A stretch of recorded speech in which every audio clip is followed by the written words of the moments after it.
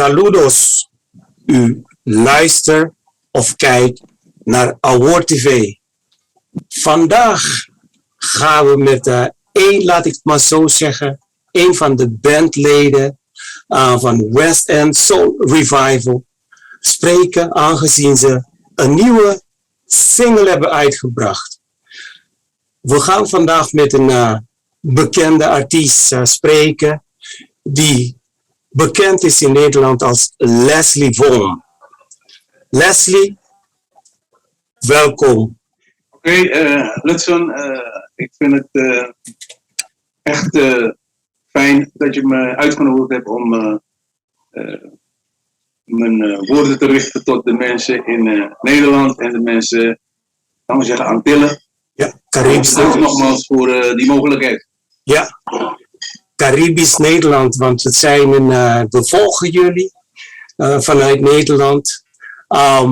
Maar het is ook zo dat je zowel in Nederland als op Curaçao woont. Maar voordat we verder daarop ingaan, wil ik je vragen of je wil voorstellen aan het Nederlandse publiek. Het is een beetje een aparte vraag, aangezien je al bekend bent in Nederland, want ik ken je vanaf de jaren 80. En je hebt meegedaan met heel veel grote optredens in Groningen. En je hebt gefungeerd ook als manager van je kinderen in Zwolle. X-ray heb ik je gezien. En ik heb ook de eer gehad, toen ik nog optrad, om samen met jou en Doekie Richardson en Mr. Solo op te treden in Tilburg, als ik me niet vergis. En we hebben ook samengewerkt met Freddy Kums, dus de stem van Sebastian de Krab. Jullie hebben toen Mang de Mang een productie gemaakt. En dan mocht ik in ieder geval het frontje maken. Dan heb ik in het kort gezegd van hoe ik jou ken en ik wil je dan toch vragen van zijn er extra dingen die nader toegelicht dienen te worden? Nou, geweldig dat je kan je nog heel veel herinneren van Leslie Vaughan. Kijk, om te beginnen, die naam, die hebben we op een gegeven moment bedacht toen ik vlak na de Soundmix Show, die ik overigens succesvol geëindigd heb. Na de Soundmix Show was het het was een drukte van je welste. Ik zat bij een boekingsmaatschappij die ervoor zorgde dat ik door het hele land optrad, ook in België, en in Duitsland. Dus het was echt een succesvolle periode. En toen hebben we de naam Leslie Vaughan bedacht. Samen met de maatschappij hadden wij het idee van, nou, als je een beetje Engels klinkende naam, weet je, dan zou dat in ieder geval voor het publiek makkelijker zijn om je te herkennen en om die naam te onthouden. En dat bleek ook wel het geval, hoor, want ik ben vooral in Nederland ben ik bekend onder die naam. En niet alleen onder de Nederlanders, maar ook onder de Caribische Nederlanders, weet je, die vaak zoals ik. Ja, zoals jij, Lutsen. Weet je, dus als ik die mensen tegenkom, dan zeg ik, hey, Vaughan. Dus ja, dat was een fantastische periode. En precies wat je zei, ik was leerkracht. Ik ben nu geen leerkracht meer. Vandaar dat ik dus ook af en toe... Curaçao, je pendelt tussen... Ja. Je pendelt tussen Nederland en Curaçao. Ja, we genieten van het leven. Heerlijk. Ik heb jarenlang gewerkt, om exact te zijn. Ik heb 40 jaar in Nederland gewerkt in het onderwijs. Met veel plezier, met heel veel plezier. Ik heb er vrienden aan overgehouden. 5 van mijn collega's, waarmee ik jarenlang gewerkt heb. Met die mensen heb ik nog altijd contact, je gelooft het misschien. Sorry dat ik je onderbreek. Volgens mij stoot je met je voet tegen je laptop. Dan schudt het een beetje te veel. Nee, ik denk, kijk, want waar wij nu hier zitten, heb je best wel veel wind. Oké. Ja. Dus ik had al zo het idee dat misschien een probleempje zou geven. We zitten hier echt op de wind. We zitten hier, we kunnen de Tafelberg zien. Dus ja, ik hoop dat de wind zich een beetje koest houdt. Qua geluid valt het mee, maar het is echt shaky. Ik zie, wacht even hoor. Ik zal even vragen of iemand ons een beetje kan helpen hier om het een klein beetje vast te houden aan de achterkant, zodat we niet te veel shake krijgen. Hé René, kan je even... Nee, maar dan kan je in ieder geval iets erachter zetten dat hij niet zo shake. Ja. En kijk, wat mij betreft is dit geen interview, maar een gesprek. Dus dit is allemaal welkom. Maakt het alleen maar spannender. Hopelijk blijft hij staan. Oké, we zijn weer terug. We zijn weer terug van weg geweest. Ik hoop dat het iets minder gaat shaken. Ja, oké. Maar goed, maakt het alleen maar spannend. Ja. Waar zijn we gebleven? We zijn gebleven bij de Nederlandse tijd. Ja, Dat was klopt. echt een mooie tijd. Hele mooie tijd. Ik heb heel veel meegemaakt. Wat je ook noemde, ik was op een gegeven moment begeleider van mijn 2 zoons. Die zongen met nog 2 andere jongens. En die hebben ook heel veel succes gehad. Ze hebben een CD gemaakt. En dat was de tijd van de opkomst van R&B. Ja, klopt. En ook met die boys heb ik heel Nederland rondgereisd.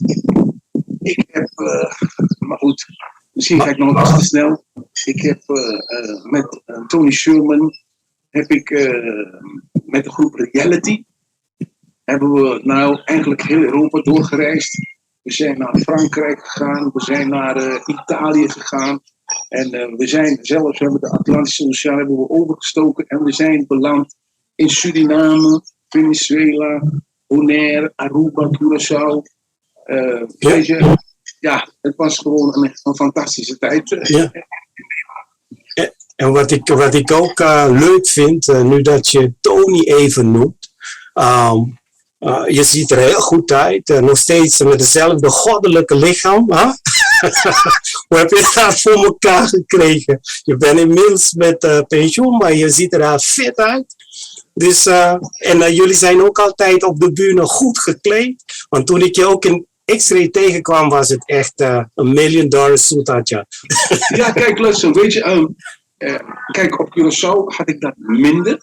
Maar op een gegeven moment dan ga je naar het buitenland en dan kom je heel veel andere artiesten tegen. En dan merk je, want op een gegeven moment zie je artiesten en dan ben je samen, ga je optreden. En achter de coulissen, in de kleedkamers, zie je dat ze een doos open doen. Mannelijke mensen, mannelijke artiesten, die doen een doos open met poeder. En die gaan hun wenkbrauwen mooi maken en hun ogen. Dus daar heb ik ook geleerd. Het oog wil ook wat. Dus als je gaat optreden, Yes. dan moet je niet alleen denken aan je stem. mooi zingen en mooie liedjes ten gehore brengen. Maar de mensen die kijken naar jou en het oog wil ook wat. Dus je moet zorgen dat je er piekfijn uitziet, goed gekleed en een beetje hoe noemen ze dat? Swing. Werken. En zorg dat je niet klimt als een oliebol. Ja, oké. Het hoort er allemaal bij. Ja. Weet je, het is echt een hele mooie periode geweest. Ik zeg geweest, maar ik ben nog altijd bezig. Niet zoveel als in de tijd vlak na de Soundmix Show. Jaren. Ik heb het hele land gecrossed, terwijl ik ook nog voor de klas stond. Dus maandag tot en met vrijdag stond ik voor de klas. En dan zaterdag, zondag ging ik optreden. Maar het werd zo druk dat ik op een gegeven moment aan de directie gevraagd heb of het mogelijk is dat ik ook op zondag en op vrijdag vrij zou kunnen krijgen. Zodat ik vrijdag, zaterdag, zondag en eventueel maandag op kon treden. Oké. Had ik soms 2 optredens op 1 dag, hè? Het was een gekhuis, maar het was een fijn, een gezellig, fijn, leuk gekhuis. Ja, zo. Even kijken. Ja. Dat is inderdaad een hele leuke tijd. En kan je me nog goed horen? Ja. Oké. Want ja, ik luister. Ga je De gang? tijd met Reality,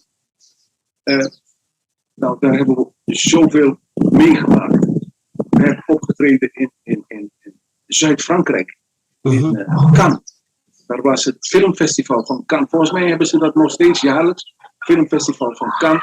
Waar we heel veel bekende artiesten tegenkwamen. We hebben op het strand toen opgetreden. We kwamen Johnny Nash tegen. Oh ja. Johnny Nash kwamen we tegen. Dus ja, er waren allemaal bekende artiesten daar. En van daaruit zijn we dus langs die hele kust zijn we op gaan treden. Maar het boek van Robbie bestaat uit, nou, misschien wel 1/5 deel uit een gedeelte over reality. Over mij en over Tony. En nou, dan begrijp je dat we ontzettend veel meegemaakt hebben, ook met die muziekgroep. En je zei... Wat zei je? Je zei Robbie? Ja, Robbie Schouten. Robbie Schouten. Ja, Robbie Schouten. En we hebben in Parijs hebben wij toen toen had je geen cd's. Je had LP's en singles. In Parijs hebben we toen een langspeelplaat opgenomen. Met onder andere de song War, oorlog. En die song is in Frankrijk een hit geweest. En naar ik later begrepen heb, was het ook flink gedraaid op Curaçao. En het was ook een hit in Suriname. En tot de dag van vandaag zijn er mensen die mij vragen, nou Leslie, wanneer ga je dat lied nou weer eens een keertje zingen? Hoor. En iemand bracht mij op het idee, omdat je nu in deze toestand die we op dit moment op de wereld hebben, nou ja, ik hoef het eigenlijk niet eens te noemen, hè, de oorlog in Oekraïne, Yes. het Rusland. Zijn er heel veel mensen die benaderen mij met de vraag of ik niet iets kan gaan doen met die song die al in de jaren 70 opgenomen is. En die hebben mij op het idee gebracht om er iets mee te doen. Ik ben op dit moment bezig om de song nog een keer op te nemen, maar dan met een videoclip. Want tegenwoordig kan je geen song meer uitbrengen of er moet wel een videoclip bij gaan. Weet je, want ja, de mensen zijn echt visueel op dit moment. Ja. Ze willen ook zien wat er allemaal gezongen wordt. Niet alleen horen, maar ook zien. En als iedereen dat doet, ja, dan moet je dat ook doen, want anders wordt het niks meer die zingen. Dus, Ja. Zoals ze op Curaçao zeggen, papiaments, kinderpendiente, er komt iets nieuws van mij op de markt. En dat is de song War. Ja. Maar voordat de song War uitkomt, Even vertalen voor ze kinderpendiente. Stay tuned in Engels. Stay begrijpen tuned. ze. Ja. Maar voordat de song War uitkomt, hebben we een andere grote verrassing. En dat is nog belangrijker op dit moment. En dat is met de jongens die je net allemaal genoemd hebt. Volgens mij heb je ze allemaal genoemd aan het begin van je... Dan ga ik nu voor de zekerheid doen. Dan zou ik zeggen Arnold, Stone, Leslie Vos, beter bekend als Leslie Von. Dan heb je Melvin Lamburg. Dan heb je Tony Sherman. Humphrey Basilio, beter bekend als Mr. Solo. Een hele goede danser, James Brown fanaat. En dan heb je de Duke Richardson. Dat zijn de 6 Dutch Caribbean artists die nu mee hebben gewerkt aan Kita Mi Dolo West End Soul Revival. Dan heb ik ze voor de zekerheid nogmaals genoemd. West End Soul Revival. Yes, West End Soul Revival. Er zijn mensen die mij vragen, maar wat is dat? Waar komt dat vandaan, die naam? En jij weet het zeker. West End, dat was vroeger het theater waar wij als zangers, artiesten, zangeressen, waar wij allemaal optraden. Klopt. Nou ja, ik wil haar zeggen wekelijks. Er werden heel vaak shows daar georganiseerd.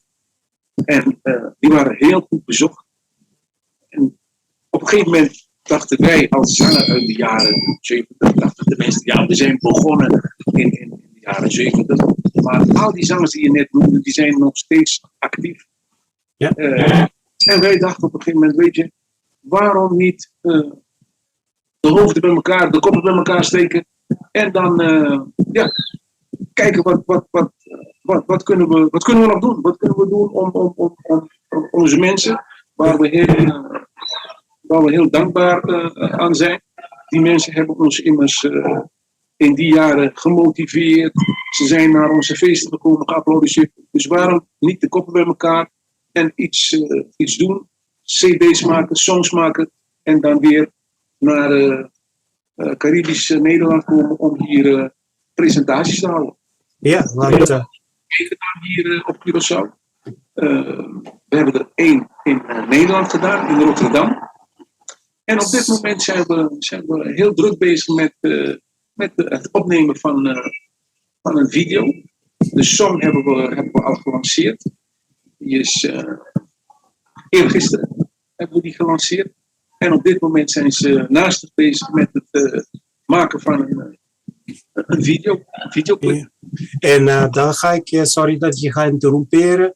Dus voor de luisteraars of de kijkers, aan het einde zal ik in ieder geval een klik. Dan kan je het zien op Award TV, want ik heb het al gekregen van West End Soul Revival. En ik zal in ieder geval ook onder deze video de link naar de social media van Leslie plaatsen, zodat je ook zelf daar naartoe kan gaan en abonneren, liken en ook natuurlijk op Award TV. Tony Sherman. Ik zal in ieder geval alle Dutch Caribbean artists die meedoen, die een social media kanaal hebben, dat zal ik hieronder plaatsen. Dan kunnen jullie ook zelf daar naartoe gaan en kijken, daarvan gaan genieten. En Leslie Vos heeft ook heel veel nummers. Zoals Moe Manera Bongo. Dat is ook een hele lekkere nummer. Dus als je net van Curaçao terugkomt en als je nog in het sfeer wilt blijven, een beetje mensen willen horen, ondanks dat je het niet helemaal goed begrijpt, maar het gaat om het sfeer en het gevoel, dan kan je ook daar naartoe gaan kijken. En ook die van Tony Sherman en de andere artiesten zal ik hieronder plaatsen. Dan geef ik het woord terug even, Leslie. Ja, precies wat je zegt net. Hè. We moeten een beetje bijblijven. Vroeger had je geen internet en Facebook en Instagram. Die dingen had je allemaal niet. Maar gelukkig zijn we een beetje meegegaan met de tijd. En kunnen we het allemaal toch een beetje behappen. Dus we hebben allemaal ons Facebook kanaal en Instagram en Messenger en noem maar op. Sommigen hebben ook een eigen website. Yes, maar volgens mij vroeg je aan mij om nog het laatste woord te richten tot de mensen. Nee, nog niet. We zijn niet nog aan het einde. Vandaag acteer je als een soort woordvoerder. Arnold Stone. Ik ga je vragen om iets te vertellen. Want persoonlijk heb ik Arnold Stone niet veel meegemaakt. Ik ken jou heel goed. Ik ken Tony Sherman heel goed. Humphrey Basilio als Mr. Solo. Dookie ken ik ook. Maar Arnold Stone en Melvin Lamburg heb ik er weinig aan meegemaakt. Maar desondanks wil ik je vragen om te beginnen met Arnold Stone. Om aan jou te vragen hoe je ze hebt leren kennen. Hoe kennen jullie elkaar? Hoe hebben jullie elkaar leren kennen?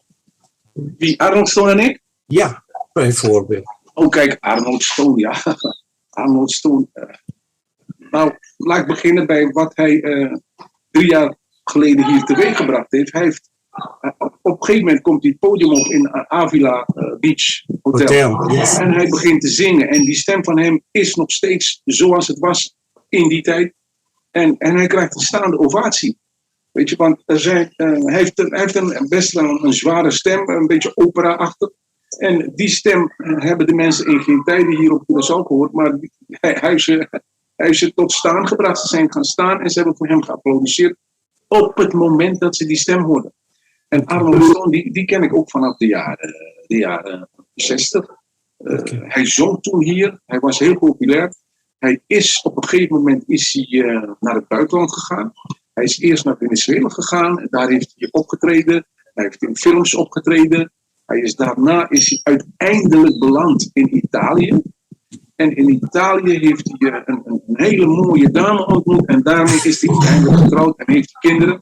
En in Italië heeft hij gewerkt als, hoe noem je dat? in kerken maakte hij standbeelden en weet je, Structuur. restaureerde hij kerken enzovoort. En dat heeft hij ook een tijd in Nederland gedaan. En uiteindelijk is hij conciërge geworden op een school in Maastricht. Dus ook een drukbaasje geweest. En zo hebben we allemaal onze geschiedenis, onze history. En de ene nog spannender dan de andere. En Melvin, dat was Arnold. Melvin. Kijk, Melvin die zong, tenminste, die was in de jaren 60. Was hij nog niet echt een van de zangers die op de voorgrond trad. Maar op een gegeven moment ben ik uit Curaçao gegaan. Ben ik richting Nederland gegaan en de meeste van de zangers zijn weggegaan. En toen brak de tijd van Melvin aan. Hij was een van de topzangers in de jaren 70 hier, en 80. Okay. En het is ook iemand die dus niet alleen zich voor 100% heeft gefocust op de muziek. Maar net als mij wilde hij ook een beetje zekerheid hebben. Ja. Je hebt zangers zoals Tony Sherman, die is voor 100% gericht op muziek. En Arnold Stone deels.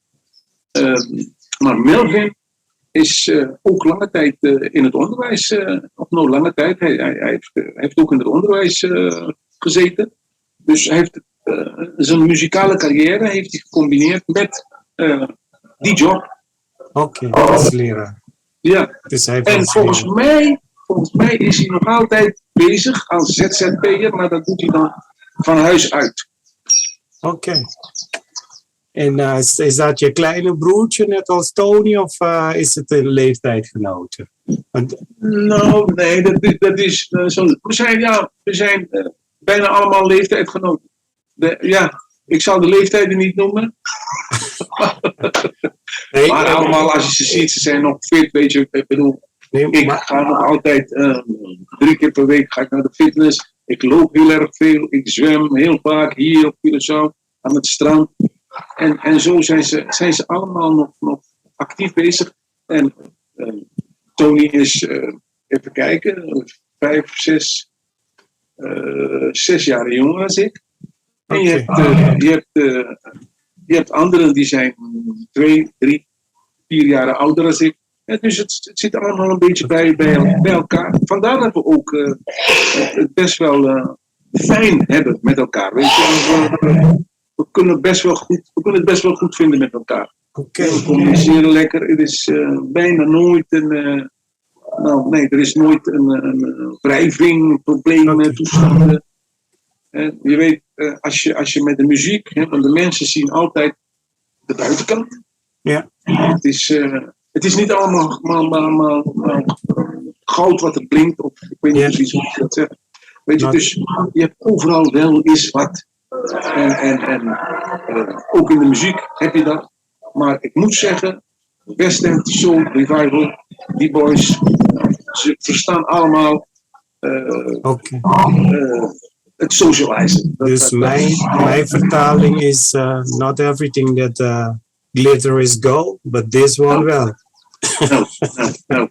That's what life is. That's how it is. That's how it is. Ik zou ook graag, en ik denk de kijkers ook graag willen weten hoe je Tony Sherman hebt leren kennen. Want Tony Sherman had in de jaren 70, 80 heel veel grote hits hier. Met Julia Loca enzovoort. Stevie Wonders. Ja, ik ben één al oor. Ik luister. Ja, dat is een heel verhaal. Ik bedoel, als ik over Tony Sherman, als ik de vrije hand krijg, dan zitten we hier morgen nog, weet je. Nee, maar kijk. Little Anthony. Yes. Little Anthony. Zo is het begonnen natuurlijk. En we waren in West End, we waren aan het optreden, allemaal zangers, bekende zangers. En ja, op een gegeven moment stond hij daar en zijn groep heette de Shidens, begeleidingsgroep. En er waren broers van hem, ook bij heb ik later begrepen. En ja, we waren gezellig aan het babbelen in een hoekje zo. De zangers met elkaar, we hadden opgetreden. En plotseling horen we daar een nachtegaal, weet je. Een heel mooi stemmetje. En iedereen draaide zich op. En ja, we waren allemaal blij verrast. Het was een kleine jongen Die stond daar gejast en gedast met een zwarte jas, zwarte broek, glimmende schoenen en een wit hemd. En hij zong fantastisch, weet je, het stemmetje als Michael Jackson. En iedereen was stom verbaasd. Dat was de eerste keer dat ik hem zag. En waarschijnlijk dat Curaçao hem zag.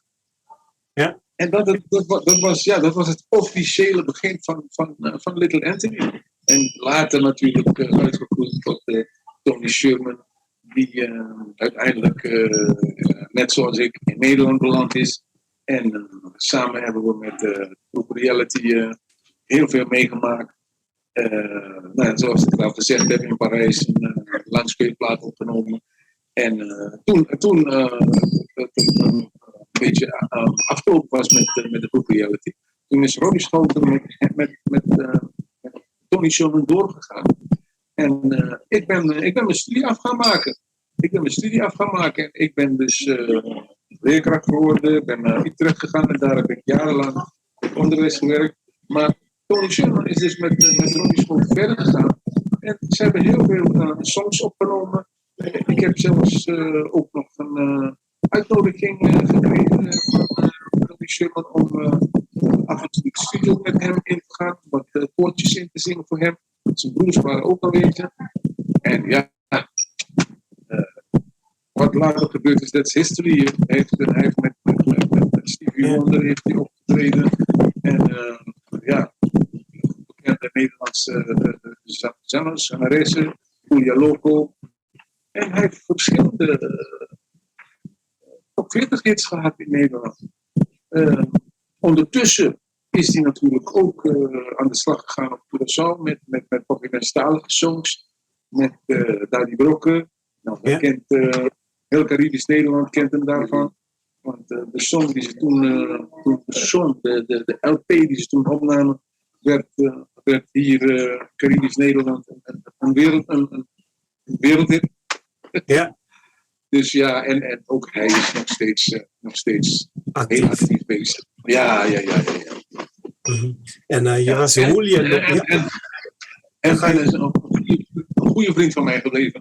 En samen hebben wij het lied Amigo pa sempre. Ja, Amigo pa sempre. Toen ik kwam op een gegeven moment op het idee om dit op te gaan nemen. Ik heb het in Nederland opgenomen, tenminste het muzikale gedeelte.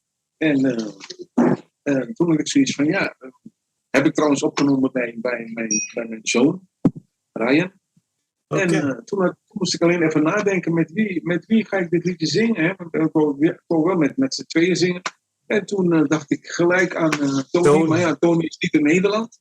Tony zat in Spanje. Gran Canarias volgens mij. Ja, en ik heb alles opgenomen in Nederland. Muziek, mijn zang. En ik heb de door mij geschreven tekst samen met iemand anders. Heb ik opgestuurd naar Tony Sherman. En hij heeft het opgenomen in Spanje. En hetzelfde hebben we ook gedaan met de videoclip. De videoclip hebben wij... ik heb mijn gedeelte met Alex Alberto opgenomen. Is helaas niet meer onder ons. En toen hebben we de videoband opgestuurd naar Spanje. En daar heeft hij zijn gedeelte opgenomen. Dus het is een heel uniek gebeurtenis geweest. Die hele opname van Amigo pa sempre. Ja. En dat is natuurlijk het mooiste. Want je hoopt altijd, dat als jij een song opneemt, dat het door de DJ's, door de radio's, door de tv-stations flink gedraaid wordt, zodat het een hit wordt. En dat is echt gebeurd met die song. En want de meeste liedjes die gaan over, de man zingt over de vrouw zingt over de man. Maar in dit geval ging het over iedereen, over amigos, vrienden. Ja, en ieder kan zich daarmee identificeren. Ik denk dat dat het is. Precies. Dus en dat lied, dat moeten we, overal waar we komen, moeten we dat lied sowieso, zingen. Precies, en een stukje vertaling voor de luisteraars. Amigo pa sempre, dat is een vriendschap voor altijd. Dus, het is geen eigen compositie. Hè? De melodie, die bestaat al, die bestond al. En we hebben er een beetje een social overheen gegooid. Of mijn zoon en ik hebben er een social overheen gegooid. We hebben er een klein beetje, een beetje ranchera-achtig iets van gemaakt. Ja. En het is... En het werkt. De mensen. En dus je zoon zit ook in de muziekwereld, hij heeft een eigen studio?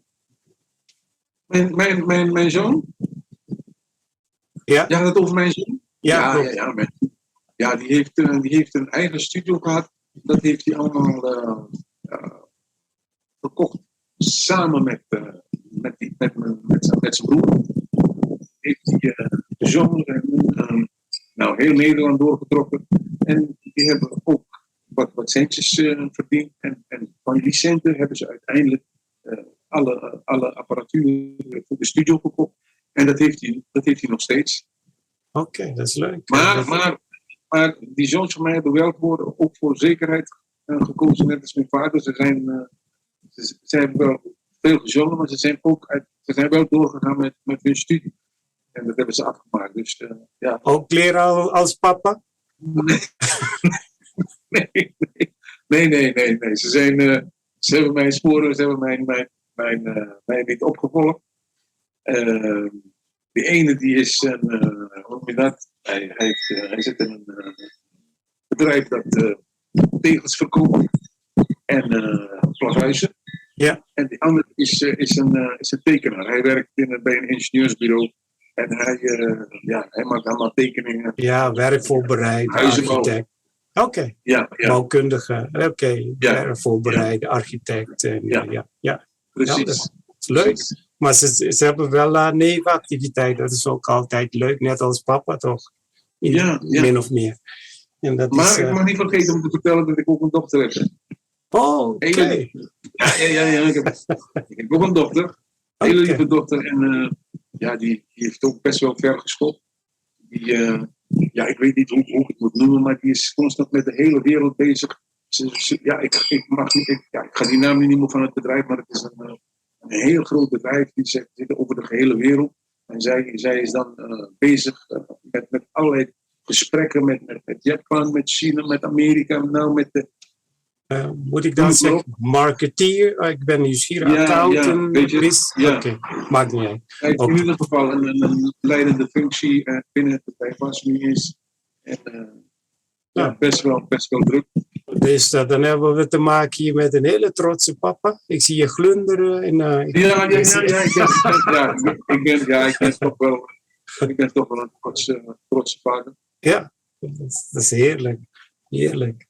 En ik heb een hele lieve vrouw. Dat mag ook. Ik heb een hele lieve vrouw en die heeft ervoor gezorgd. Sowieso heeft zij ervoor gezorgd dat ik alles heb kunnen doen wat mijn hartje begeert. En alle steun en toeverlaat. En weet je, nooit moeilijk, nooit problemen. Ook al zijn er 10 dames om me heen en die willen een handtekening, die willen een brasa en die wil dit, die wil dat. Nooit moeilijk gedaan. Weet je, het is allemaal voor de showbusiness. Precies, wat ze zeggen, achter elke succesvolle man zit een sterke vrouw. In dit geval ook. Dat is wat ik uit je verhaal. In dit geval is het ook helemaal waar. Ja. Helemaal waar. Dus dat was Tony Sherman met familie. Dat is heel leuk om dat je dat met ons wilt delen. En dan zijn we gearriveerd bij Humphrey Basilio, de Mr. Solo. En ik ben heel nieuwsgierig, waarom Mr. Solo? Hoe komt hij aan die naam? Ja, hij deed zijn dingen. Tenminste, ik hoop dat ik het goed verteld heb. Ooit is wel uit de doeken gedaan, maar ik weet niet of ik het helemaal goed onthouden heb. Nee, maar maakt niet uit. Als we het verkeerd doen, dan krijgen we een draai om onze oren. Maar wees vrij. Oké, dat mag hij doen als ik het verkeerd doe. Maar het is niks het is niks geheims of iets wat niet verteld mag worden. Maar volgens mij ging het erom dat hij altijd, weet je, hij deed altijd zijn eigen ding. Zijn eigen ding. En hij weet je, wat hij wilde doen, dat ging hij doen. En in de muziek, waar hij op een gegeven moment, hij wilde zijn dansje maken. En hij was een van de weinigen zangers. Hij was degene die dat naast zijn zang op Curaçao een beetje introduceren. En dat was ja, hoe noem je dat? Zijn merk, dat deed hij en hij was uniek daarin. En je moest hem niet proberen na te doen, want ja, dat lukte je niet. Je zou altijd tweede, derde rang blijven. Hij kon geweldig goed dansen en zingen. En zijn favoriete zanger was Ray Charles. Maar, en nu kom ik weer op het punt, je hebt zangers die voor 100% kiezen ze voor de muziek, de zang. En die durven het risico nemen.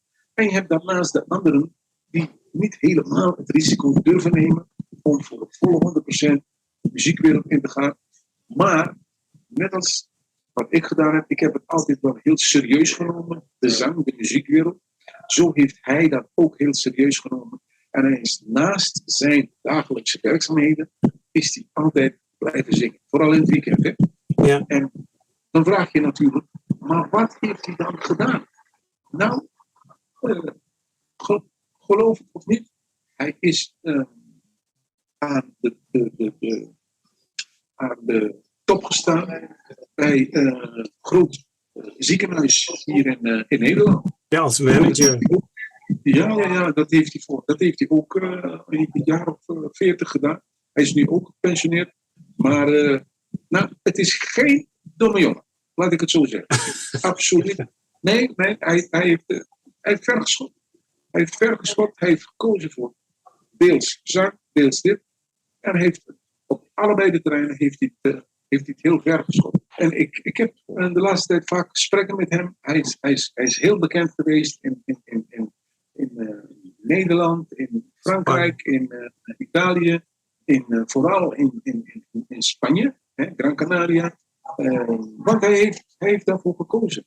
En het scheelde me weinig of hij had het, laat ik zo zeggen, niet iedereen wordt een wereldster. Niet iedereen is een Michael Jackson. Niet iedereen is een muziekman. En Tony, die bengelde daar net onder. Waarom? Om het eenvoudige feit. Dat geluk, dat heeft hij net niet gehad. Dat is gewoon een klein beetje geluk. Want het is een rasartiest. Het is een rasartiest. Weet je, hij is veel beter dan menigeen die daar in die top zit. Maar die hebben het geluk gehad. Niet het geluk gehad, maar hij heeft zijn hele carrière is hij een topartiest geweest. Weet je, je hoeft niet, want ja, dat is ook niet allemaal. Ik denk dat de spirituele wereld met je eens is, want de wind begint harder te waaien, de bellen gaan achter je rug. Tilingeling. Ja. Dus dat is een spirituele bevestiging. Nee, ik vind het mooi. Dus we hebben een sein gekregen van, oké, wat je zegt.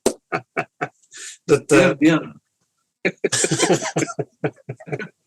Nee, maar ga je gang. Sorry voor de interruptie. Nee, maar kijk, wat hij gepresteerd heeft, misschien wat hij, dat hij er net onder zat, misschien is dat wel een veel mooier iets. Weet je, want heel veel van die artiesten die helemaal in die top zitten, dat is niet allemaal mooi, hoor. Dat is zwaar werk en heel veel van hun, die redden het net niet, want dan gaan ze verkeerde dingen doen, verkeerde dingen gebruiken en zo. Hij zat daar lekker net onder, heeft veel gezongen. Hij heeft toch wel de schaapjes een beetje opgedrogen. Hij heeft het goed gedaan. Ja, en Startups TV's wordt nog steeds gespeeld, heel veel nummers. Dus wordt nog steeds gedraaid in evergreens. Ja. Dus dat is leuk. Ik heb hem toevallig gisteren gesproken en GB Basilio, de groeten nog aan alle leden van West End Soul Revival van Award TV. En dat was in ieder geval Tony Sherman. En we hebben over Humphrey gehad, over dat gedeelte van in ieder geval zijn functie ook als management.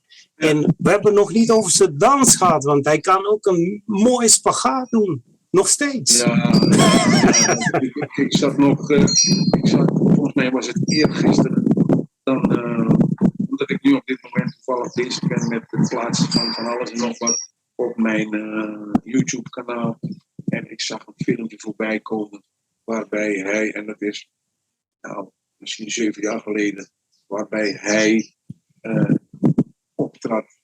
En hij maakte niet één, maar hij maakte een paar spagaten. Weet je, wat hij dan op het podium allemaal nog uitvreet. Dat is ongelooflijk. Weet je, een man van die leeftijd. En ik weet niet waar hij het vandaan had, hoor, waar hij die energie en die lenigheid vandaan had, maar hij doet het nog altijd. Ja, het is nu wel een beetje minder geworden. En natuurlijk, we moeten kijken, je kunt niet alles wat je toen deed, kun je natuurlijk niet meer. Hè? Ik begin dat ook te merken als je kleine broertje. Dus dan moeten we inderdaad in beweging blijven, heel veel lopen, zwemmen, sport. Moet je een klein stukje terug doen. Hoort er allemaal zolang je het nog kan, moet je het gewoon lekker blijven doen. Ja, precies. Humphrey Basilio. Nee, sorry. Ja, toch wel. Ja. En dan hebben we Duke Richardson. Een hele mooie naam. Duke El Duque. El Duque.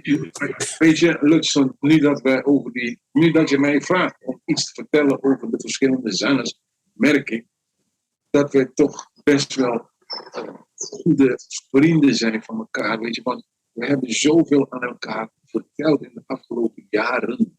Weet je, dat we met elkaar optreden. En ik kan van al die zangers kan ik toch wel het een en ander vertellen. En weet je, dat realiseer je niet. Maar nu jij mij dat vraagt, realiseer ik mij dat heel goed. Duke Richardson, die heeft Curaçao ook heel vroeg verlaten. Weet je, en dat typeert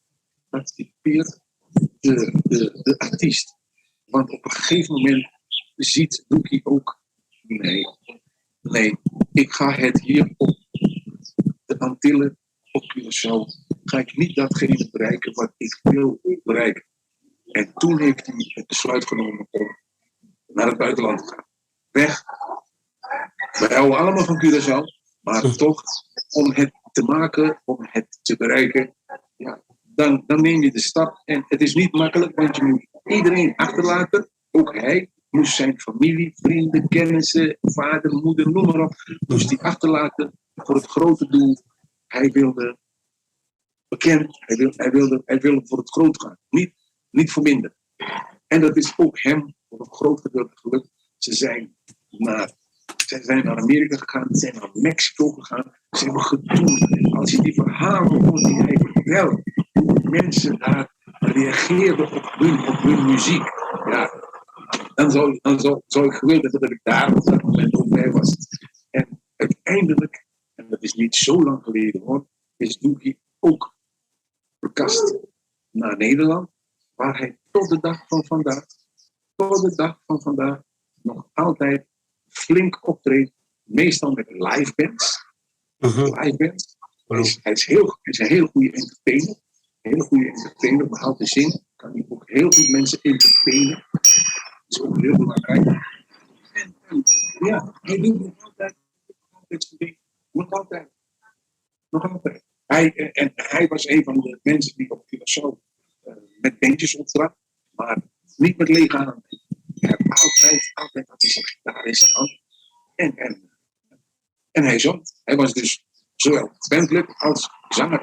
Oké. En dat doet hij iets minder. Volgens mij is hij nu meer met de microfoon. Oké, meer zang, minder gitaar. Oké. Ja. Op een gegeven moment moet je inderdaad een keuze maken van oké, waar ga je er echt voor? Is leuk. Dus dan hebben we over alle bandleden gehad. Maar ik ben heel nieuwsgierig. Want je hebt meegedaan met Songmix. Maar wat had je gezongen? Dat heb ik gemist. I used to think that love was just a fairy tale. Oh ja. Until that first hello. Until that first smile. But if I ever had to do it all again, wouldn't change a thing. 'Cause this love is everlasting. Suddenly. Dat is mooi. Life has no meaning. Dat is een Billy Ocean. Dat is een hele mooie nummer. Daar kan je echt leuke dingen mee doen. De eerste keer toen ik in Nederland kwam, want ik ken jou van Curaçao, heb ik je in Groningen gezien. Het was het op een hele hoge podium. Het was een bomvol Groningen. Bij, hoe heet die kerk ook al? Maar ik ben de naam even kwijt. Midden in het centrum. En het was heel hoog en ik hoorde je zingen. What did you think I would do at this moment? If you stay, I'll start 20 years up. Dat is mooi. Ik kan je niet even naden, maar goed. Prachtig. Lutsen, nou praat je wel over het hele verleden van mij. Dat is de 86, tussen 86 en daartussen. Dat waren ook, want ik heb in 86, 87, je zegt helemaal goed. In die periode heb ik de Soundmix Show ook gewonnen. Dat was in die jaren. En toen heb ik ook een LP opgenomen met Robbie Schouten. Met het liedje Destino. Destino tocó, scuno, catabiba curegla. E ultimo via, cariciami profondo, ai du. Dat liedje heb ik gezongen met een Splitsa. En het werd een grote hit hier op Caribisch Nederland. Ja, prachtig. Prachtig. Ja. En ik moet wel dat even zeggen. Je moet wel beseffen dat je heel veel voor ons ook hebt gedaan. Dus zowel jij, Tony, Freddy Gums. En dan heb je ook Lou Prince. Want als je student hier komt en je ziet mensen van jouw afkomst op zo'n grote bühne staan. Dat heeft wel impact. Want dan is het voor ons, we kunnen ook iets bereiken. Op alle vlakken en niveaus. Dus dat heeft in ieder geval mij een boost gegeven dat dingen mogelijk zijn en haalbaar. Ja, het is best wel fijn als je hoort van mensen dat ze, zoals Freddy Gums, hè? Ja. Freddy Gums, die zong in de jaren 60, 70, zong hij helemaal niet, hè? En toen gingen Tony en ik gingen naar Nederland. En Freddy heeft ons altijd verteld dat hij in Nederland naar ons kwam kijken. Dat was in Amsterdam. Waar we aan het oefenen waren. En we hebben hem daar gemotiveerd om te gaan zingen. En toen is hij begonnen met zingen. Hij is naar Curaçao gekomen. En hij heeft hier op Curaçao zijn naam gemaakt. Maar daar komt hij altijd op terug. Dat hij door ons uiteindelijk is gaan zingen. Ja, hij is een goede tekstschrijver, zanger. Ja. We hebben hem niet echt tips gegeven, hoor. Ja. We stonden daar in dat gebouw, waren we bezig en we waren oefenen, trainen en zingen. Want hij heeft ook niet echt met ons gesproken. Ja, hij is in het gebouw geweest en daar kwam hij wist dat we daar op bepaalde dagen aan het oefenen waren. En dan kwam hij daar naar binnen en dan ging hij zitten of staan en wat drinken en kijken. En zo hebben we hem gemotiveerd. En dat heeft hij ons, niet zo lang geleden heeft hij dat ons verteld. Dus dat wisten we niet in de jaren 60, 70, 80. Dat wisten we niet. Ja, dus jullie hebben heel veel mensen geïnspireerd. En ik heb van Tony zelf begrepen dat jij in ieder geval en Humphrey enzovoort hem hebben geïnspireerd. Maar jullie hebben me op een heel andere manier geïnspireerd. Niet om te zingen, maar gewoon op zakelijk niveau. Dat je in ieder geval, je kan iets bereiken. Gewoon ga ervoor, het gaat lukken. Op alle niveaus kan je mensen triggeren. En dat is het. Maar het is wel hard werken, hoor. Ja, vertel mij wat. Ja, het is echt hard werken. Je moet er echt wel wat voor doen. Het komt niet zomaar.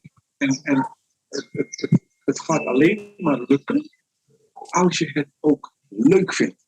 Dus als je het niet leuk vindt, maar je gaat alleen maar hard aan werken, dan gaat het je niet lukken, want hard werken gecombineerd met dat je het fijn vindt, dat gaat je uiteindelijk het succes brengen waar je naar op zoek bent. We gaan langzamer naar richting afronding. Maar dan heb ik nog 3 vraagjes, denk ik, 2 à 3 vraagjes. Ja, en 1 opmerking, moet ik zeggen. Want er werd gezegd van Little Anthony. Tony Sherman was begonnen toen hij 8 was. Maar toen was jij 14. Dat was ook heel bijzonder. Ja, nee, kijk. Hij is begonnen, misschien op 8-jarige leeftijd, 9-jarige leeftijd. Maar het optreden van hem in West End, waar we allemaal op een gegeven moment met open mond stonden te kijken, dat heeft pas later, veel later plaatsgevonden. Oké. Dat heeft later, dus hij is wel begonnen, hij zong al met zijn broertjes in de Island, weet je, en toen gingen we op huisfeestjes, we gingen ook naar de buurtcentra en heel veel mensen hebben daar zien optreden, maar uiteindelijk heeft Curaçao kennis met hem gemaakt die middag in het West End Theater. Oh, helder. Dat is een duidelijk verhaal. Ja. Oké. Ja. Nu is het kwartje gevallen. Voor mij dan. Ik wil je vragen, we gaan richting afronding. Voordat we richting afronding gaan, wil ik in ieder geval me voorstellen aan het publiek. Mijn naam is Elsie Edrox. En vergeet niet te liken, abonneren, zodat je ons programma, zorg dat ons programma opvalt door YouTube en we verder kunnen groeien. Nou, dat gezegd hebbende, wil ik Leslie aan jou vragen. Heb je dan wellicht een tip? Het kan zijn op artistieke niveau, muzikaal, qua studie, want je bent ook leraar geweest. Je hebt gewoond in Culemborg. En je hebt het ook mooi geregeld dat je in Nederland woont. Deels 6 maanden. En het fluctueert, het is verschillend. En af en toe zit je op Curaçao te overwinteren, net als nu. Heerlijk. Heb je een tip voor ons? Het mag van alles zijn wat je binnenschiet. Ja. Nou, Lutsen, om te beginnen wil ik jou bedanken voor deze mogelijkheid. En ik wil jou ook complimenteren. Want jij hebt mij gevolgd, maar ik kan jou ook best wel herinneren. En dan praat ik ook over jaren geleden. Dat ik jou zag, hoe je bezig was. En je zong ook. Maar dat jij het uiteindelijk ook zo ver geschopt hebt.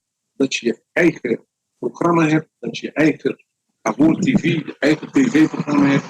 Dat je heel veel mensen, heel veel bekende mensen, ik heb het ook allemaal gezien op je kanaal, social media. Dus mijn complimenten voor de manier waarop je bezig bent. Dank je. En wat betreft afsluiting. Ik heb vorig jaar heb ik een song gemaakt en de titel van de song is Agradecido. Wat betekent dankbaarheid. En dat heb ik speciaal opgedragen aan de mensen die het mij mogelijk gemaakt hebben om te worden degene die ik nu ben als zanger, als artiest. Ik ben ze zeer dankbaar. Ik ben me daar heel goed van bewust dat zonder die mensen, en dan praat ik vooral over de mensen hier in het Caribisch deel, die mij gemotiveerd hebben, de energie gegeven hebben, elke keer om door te gaan, geapplaudisseerd hebben, noem maar op. Dus dat is waarmee ik wilde afsluiten. Nogmaals, ik ben nog steeds heel dankbaar voor datgene wat we bereikt hebben. En ik hoop natuurlijk, ik weet bijna zeker, dat ze ook nu weer ons, dan heb ik het nu over West End Soul Revival, zullen steunen. En niet alleen luisteren naar de zon, maar wij zouden het fijn vinden als heel Caribisch Nederland naar de song zou kunnen luisteren. En dat kunnen ze alleen maar als onze mensen ook naar de DJ's, naar de radiostations gaan bellen en vragen om het liedje ten gehore te brengen, zodat er meerdere mensen kunnen genieten van die song.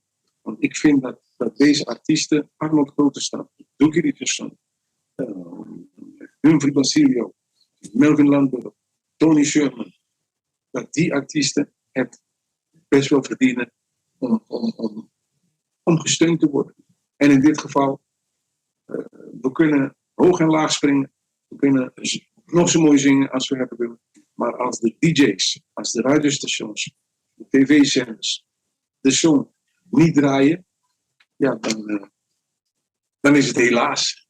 Ja. Maar ik vertrouw op onze mensen. En ook vind ik wel een compliment dat je in ieder geval als een hele goede woordvoerder hebt geacteerd namens die andere collega's. Graag gedaan. Ja, en hebben we alles gezegd wat we wilden zeggen? Alles. Oké, dan. Alles gezegd. En dan wil ik je nogmaals bedanken en dan gaan we naar afsluiting. Dan wil ik alle luisteraars en kijkers bedanken voor jullie aanwezigheid en dat jullie hebben geluisterd. Vergeet niet om te abonneren, delen en ook te gaan kijken naar de social media van Leslie Vos en alle andere artiesten die ik hieronder onder de video zal plaatsen. Dit was Our TV. Vergeet niet te abonneren en liken en delen. Ciao, ciao. Ciao, ites.